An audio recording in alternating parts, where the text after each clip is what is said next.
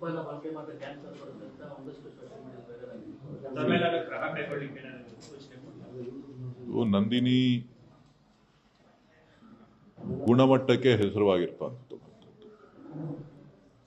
So ನಮ್ಮಲ್ಲಿ ಯಾವುದೇ ವಿಧವಾದಂಥ adulteration ಆಗಲಿ ಯಾವುದನ್ನು ಕೂಡ ನಾವು ನಂದಿನಿ ಪ್ರಾಡಕ್ಟ್ಸ್ಗಳು ಮಾಡುವಂಥ ಸಂದರ್ಭದಲ್ಲಿ ನಾವು ಯಾವುದನ್ನು ಕೂಡ ಮಾಡೋದಿಲ್ಲ.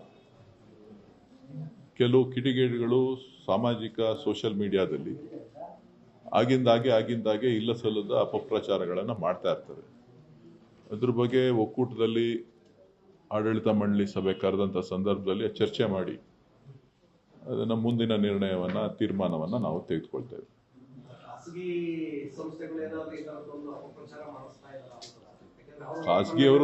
ಖಾಸಗಿಯವರು ಮಾಡ್ತಾ ಇರ್ಬೋದು, ಬೇರೆಯವರು ಮಾಡ್ತಾ ಇರ್ಬೋದು.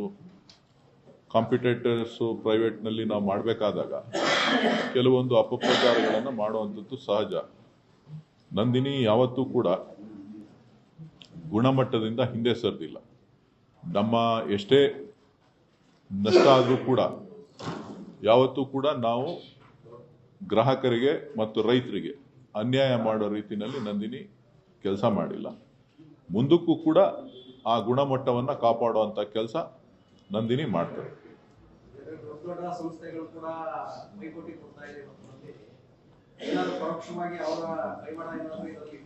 ಬಿಸ್ನೆಸ್ ಕಾಂಪಿಟೇಟರ್ಸ್ ಅಂತ ಅಂದಮೇಲೆ ಎಲ್ಲ ಥರದಲ್ಲೂ ಇರುತ್ತೆ, ಅದನ್ನು ಫೇಸ್ ಮಾಡಬೇಕು.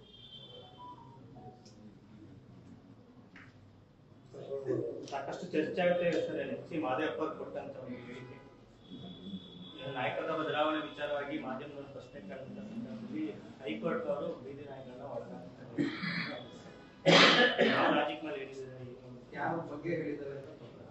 ನನಗೆ ಅದರ ಬಗ್ಗೆ ಮಾಹಿತಿ ಇಲ್ಲ, ಯಾರ ಬಗ್ಗೆ ಅವರು ಉಲ್ಲೇಖ ಮಾಡಿದ್ದಾರೆ ಅಂತ ಹೇಳಿ.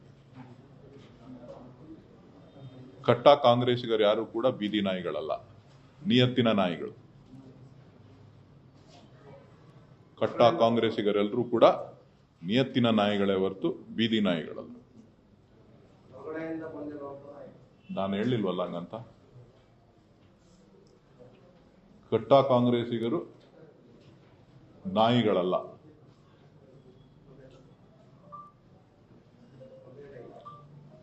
ಯಾವತ್ತೂ ಕೂಡ ಋಣವನ್ನು ತೀರಿಸುವಂತ ಋಣನ ಇಟ್ಕೊಂಡು ತೀರಿಸುವಂತ ವ್ಯಕ್ತಿತ್ವವನ್ನು ಇಟ್ಕೊಂಡಿರ್ತಕ್ಕಂಥ ನಾಯಿಗಳು. ಅದು ಬೀದಿ ಇರ್ಬೋದು, ಸಾಕಿರೋದಿರ್ಬೋದು. ಯಜಮಾನನಿಗೆ ಯಾವತ್ತೂ ಕೂಡ ಋಣ ತೀರಿಸ್ತದೆ. Thank you. ಹೇಳಿದ್ನಲ್ಲಪ್ಪ, ಸಾಕು, ಅಷ್ಟೇ ಸಾಕು.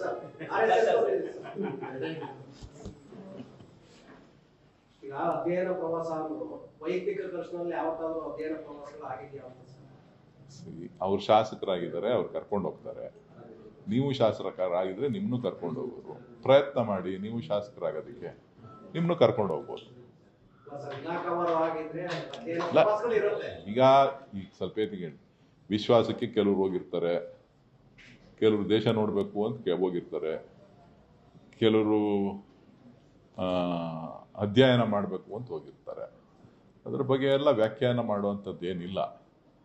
ಸೊ ಆಗಿಂದಾಗೆ ಕೆಲವರು ಶಾಸಕರು ಹೋಗ್ತಾ ಇರ್ತಾರೆ, ಬರ್ತಾ ಇರ್ತಾರೆ. ಅದರಲ್ಲೇನು ಅಪಾರ್ಥ ಕಲ್ಪಿಸುವಂಥದ್ದಿಲ್ಲ.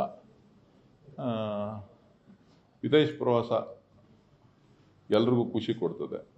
ಒಂದಷ್ಟು ಗೊಂದಲಗಳ ಮಧ್ಯೆ, ಒಂದಷ್ಟು ಒತ್ತಡದ ಮಧ್ಯೆ ನೆಮ್ಮದಿಯಾಗಿ ಒಂದಷ್ಟು ಫ್ಯಾಮಿಲಿಗಳ ಜೊತೆ, ಸ್ನೇಹಿತರ ಜೊತೆ ಹೋದರೆ ಮೈಂಡು ಫ್ರೆಶ್ ಆಗುತ್ತೆ.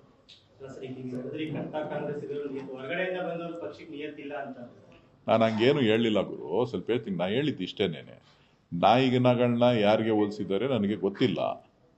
ಕಾಂಗ್ರೆಸ್ಸಿಗರು ನಿಯತ್ತಿನ ನಾಯಿಗಳು ಅಂತ ಹೇಳಿದ್ದೀನಿ. ಕಾಂಗ್ರೆಸ್ಸಿಗರು ನಿಯತ್ತಿನ ನಾಯಿಗಳು. ನಾಯಿಗಳು ಯಾವತ್ತೂ ಕೂಡ ಯಜಮಾನನಿಗೆ ಋಣ ತೀರಿಸ್ತದೆ ಹೊರತು ಬೇರೆ ರೀತಿ ಮಾಡೋದಿಲ್ಲ. ಆ ನಾಯಿಗಳ ಸ್ವಭಾವ ಅದು. ಏನು ಮಾಡೋಣ. ನಾಯಿಗಳ ಸ್ವಭಾವ. ಎಂತಕ್ಕೆ ಸಾಕ್ತಾರೆ ನಾಯಿನ? ಬೀದಿ ನಾಯಿನೂ ಸಾಕ್ತಾರೆ, ಮನೇಲೂ ನಾಯಿ ಸಾಕ್ತಾರೆ, ನೀವು ಸಾಕ್ತೀರಿ, ಬೇರೆಯವರು ಎಲ್ಲರೂ ಸಾಕ್ತಾರೆ. ಯಾತಕ್ಕೆ ಸಾಕ್ತಾರೆ ಅಂತಾರೆ? ನಿಯತ್ತಿಗೋಸ್ಕರ ಸಾಕ್ತಾರೆ. ಬೇರೆಯವ್ರು ಋಣ ತೀರಿಸ್ತಾರೋ ಇಲ್ವಾ, ನಾಯಿ ನನ್ನನ್ನು ಕಾಪಾಡ್ತದೆ ಅನ್ನೋ ವಿಶ್ವಾಸ ಆ ಸಾಕುವಂಥವ್ರಿಗೆ, ಊಟ ಹಾಕುವಂಥವ್ರಿಗೆ, ಬೀದಿಗೆ ನಾಯಿಗೆ ಎತ್ಕೊಂಡು ಹೋಗಿ ಊಟ ಹಾಕ್ತಾರೆ. ಯಾಕೆ ಊಟ ಹಾಕ್ತಾರೆ ಅಂತ ಅಂದ್ರೆ ನಮ್ಮನ್ನು ಕಾಪಾಡ್ತದೆ ಅಂತ. ನಾಯಿಗೆ ನಿಯತ್ತಿದೆ ಅಂತ ಗಾದೆನೇ ಇದೆ. ನಾಣ್ಣುಡಿಗಳು ಬಹಳಷ್ಟು ನಾಣ್ಣುಡಿಗಳಿದೆ. ಏನಂತ ನಾಯಿಗಿರ ನಿಯತ್ತು ನಿಮ್ಗಿಲ್ವಲ್ಲೋ ಅಂತ ಹೇಳಿ ಜನ ಮಾತಾಡುವಂಥ ನಾಣ್ಣುಡಿಗಳನ್ನು ಸಾಕಷ್ಟು ಕೇಳಿದ್ದೀವಿ. ಸೊ ಹಂಗಾಗಿ ಅದ್ರ ಬಗ್ಗೆ ಹೆಚ್ಚು ವ್ಯಾಖ್ಯಾನ ಬೇಕಾಗಿಲ್ಲ. ಚೆನ್ನಾಗಿತ್ತು, ಗೆದ್ದಿದ್ದಾರೆ, ಇನ್ನೂ ಗೆಲ್ಲಬೇಕು.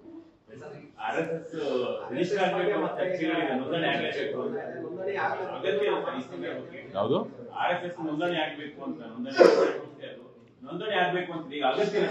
ನನಗೆ ಅದ್ರ ಬಗ್ಗೆ ಮಾಹಿತಿ ಇಲ್ಲ. Thank you.